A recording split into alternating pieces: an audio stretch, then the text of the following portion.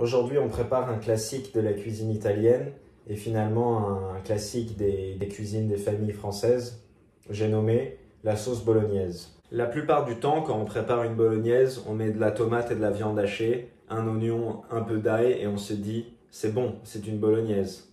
Il y a un élément très important qu'on oublie un peu trop souvent, c'est ce que les Italiens appellent le sofrito ou les Français appellent le mirepoix. C'est l'association du céleri, de la carotte et de l'oignon qui permettent de donner la saveur inimitable et signature de la bolognaise. Alors munissez-vous de votre plus grande casserole et de beaucoup de patience parce qu'il faut que ça mijote pendant 3 heures au moins. Et c'est parti.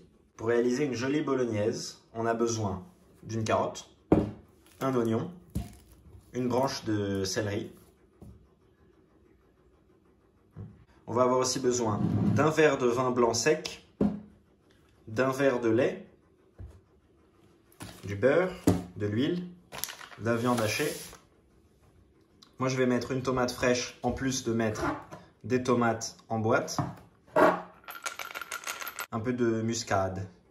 On commence avec le sofrito et l'oignon.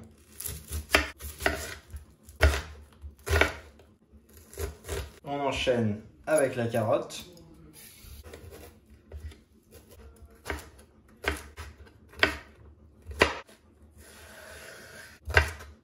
Je vais aussi rajouter une petite tomate pour le plaisir. Mise en place terminée. On envoie. Un peu de beurre, comme ceci. Un peu d'huile. On met les petits oignons. Un peu de sel. Mes oignons ont bien sué, sont devenus translucides. Je rajoute carottes et céleri.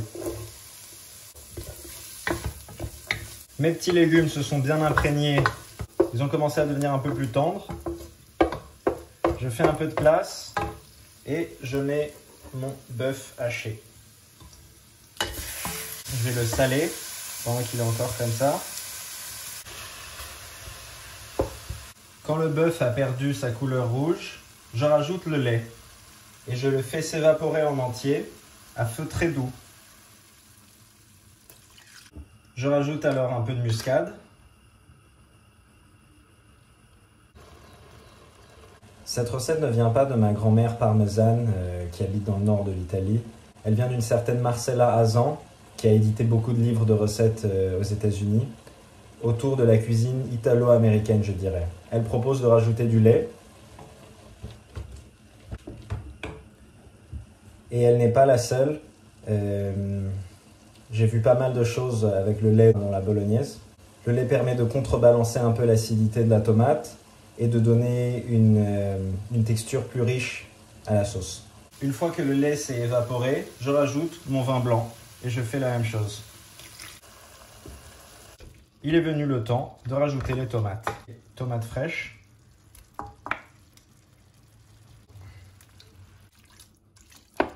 Je transfère sur un feu encore plus petit.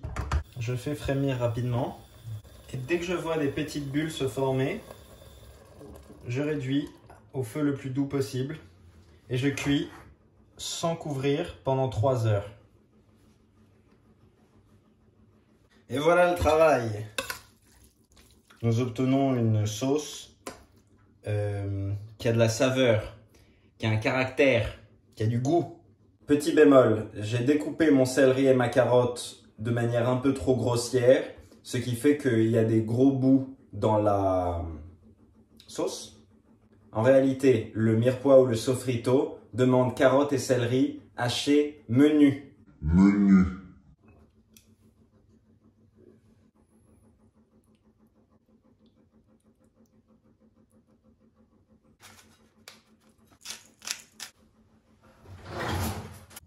Ben alors, elle est comment cette bolognaise?